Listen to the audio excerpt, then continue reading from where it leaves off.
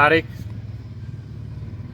12/11/2025 રોજ ત્રણપાટિયા મુકામે જે સોમનાથથી દ્વારકા તરફ જે ખેડૂત આક્રોશ રેલીનું જે આયોજન કરેલું છે કે ખેડૂતોના અલગ અલગ જે પ્રશ્નો છે, જે કમોસમી વરસાદ થયો તેના માટે દેવા માફી હોય, અન્ય બાબતથી જે લડાઈ ને અનુસંધાને જે રેલી છે તે જામજોધપુરથી કાલે સવારે 11:30 થી 12 દરમિયાન ત્રણપાટિયા મુકામે પહોંચવાની હોય.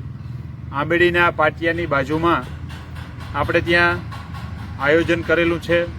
વ્યવસ્થાના ભાગરૂપે 11 થી 12ના ગાળામાં ભાણવડ તાલુકાના તમામ ખેડૂતો હારે જોડાય એવી હું ખેડૂત તરીકે બધાને આમંત્રણ આપું છું કે પ્રશ્નો છે આપણા છે, આપણે કોઈ રાજકીય બાબત ભૂલીને આપણે એકત્રિત થઈ આપણે ખેડૂત છીએ એ રીતે આવો બધા, એવી મારી એક બધાને અપીલ છે.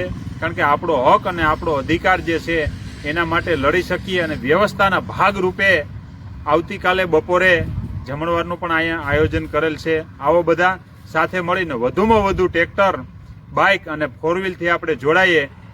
જવાબદારી વ્યક્તિઓને તો જો જવાબદારી આપી છે તે ફરજિયાત છે કે એટલા ટ્રેક્ટર લઈને આવો, પણ વિસ્તારના અન્ય માણસોને પણ એવું હોય કે અમારે ત્રણપાટિયાથી ભાણવડ સુધી કે ત્રણપાટિયાથી ફતેપુર સુધી કે વાનાવડના પાટિયાથી ત્રણપાટિયા સુધી જે લગત માણસોને જોડાવવું હોય, કોઈ ટ્રેક્ટર, કોઈ 4 વ્હીલ અને બાઇક લઈને જોડાઈ શકે છે કે જેથી આપણી યાત્રા છે ખેડૂત લક્ષી અમે વધુમાં વધુ માણસો થાય અને એની અસર પડે અને ખેડૂતો લક્ષી આ સરકાર નિર્ણય લે. તે હેતુથી તારીખ 12/11/2025ના રોજ સવારે 11:30 થી 12 કલાકે ત્રણપાટિયા મુકામે પધારો. જય દ્વારકાધીશ.